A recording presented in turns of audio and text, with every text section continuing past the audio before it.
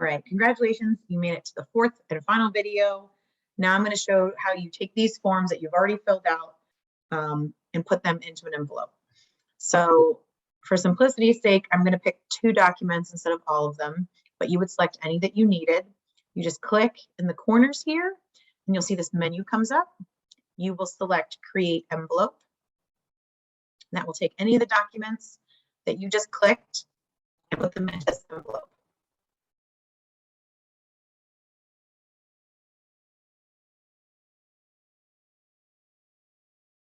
And once it loads, I will show you the next part.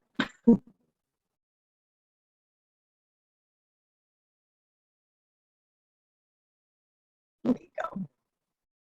Working with DocuSign, you will see sometimes it has a slow moment.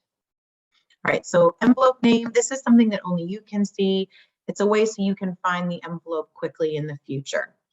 So you can change that to whatever you want. It could be the buyer's last name, it could be the property you know that they're putting an offer in, whatever works best for you.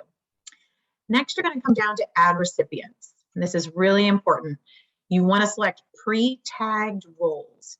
This is what's going to make it easier because it's going to pre-populate a lot of the signature lines for you if you're picking pre-tagged roles. So these were 2 documents that we were putting in for a contract. So you are going to select buyer 1. And in this case, it's my dad. If there was another buyer, you would select this and select their name. If you were sending them the buyer tenant agreement, then you would also want to, and you saw buyer agent on here, you want to select yourself. But in this case, I just picked residential contract of sale and inspections addendum. So I really just need my 1 buyer in this case to sign. You hit add selected. So you can see he's on here now. You then want to format this message. This is the email subject and message that your client will see. So you probably want to update this and make it specific to them. You might also want to tell them to call you with any questions.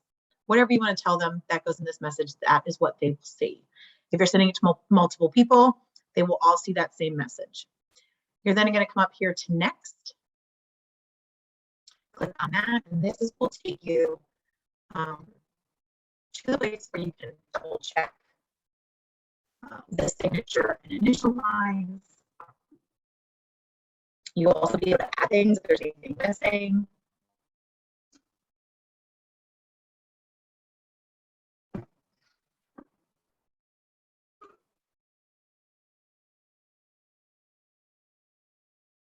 Preview it. Now, clicking next doesn't send it, right?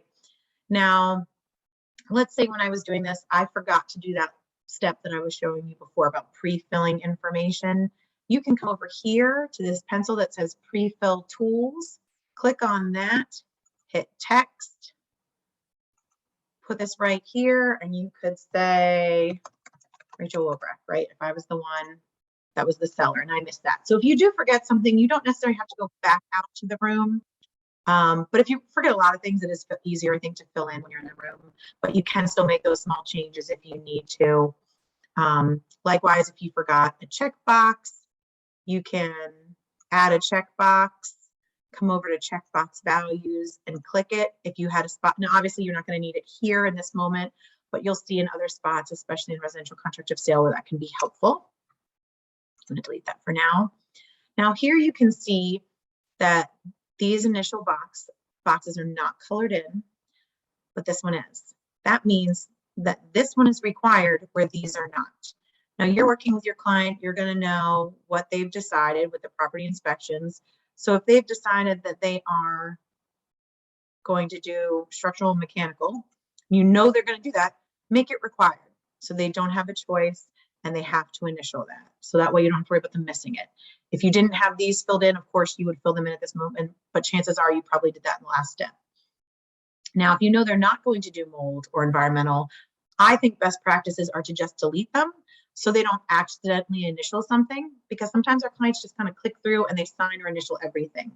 So best practice would be just click on it, which, as you can see, highlights it, and then you can either hit backspace or delete, or come over here and just click delete and it will remove it. Same thing here, come over and click delete. If they want to do radon, again, highlighting it, You could click and make it required. You'll then check to make sure that initials, signatures are done.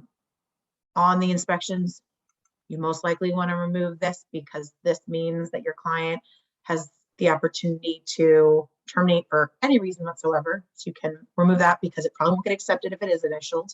But let's say something's missing. Let's say there was a signature line that was missing for your client. You'd want to come back up to this box where it says standard fields, and you can see they're yellow, which is the same color as your client's name up here. You can then come hit signature, drop it down right where it needs to go, select date, drop it down where it needs to go. Now, in this case, we don't need that because they've signed once, but if you saw in another form where they had missed a spot, you could add that, or if you were adding signatures to the documents from Bright MLS from the listing agent, you would need to add these information in here. Congratulations, you've now gotten through all the steps. Get out there and get that contract out there.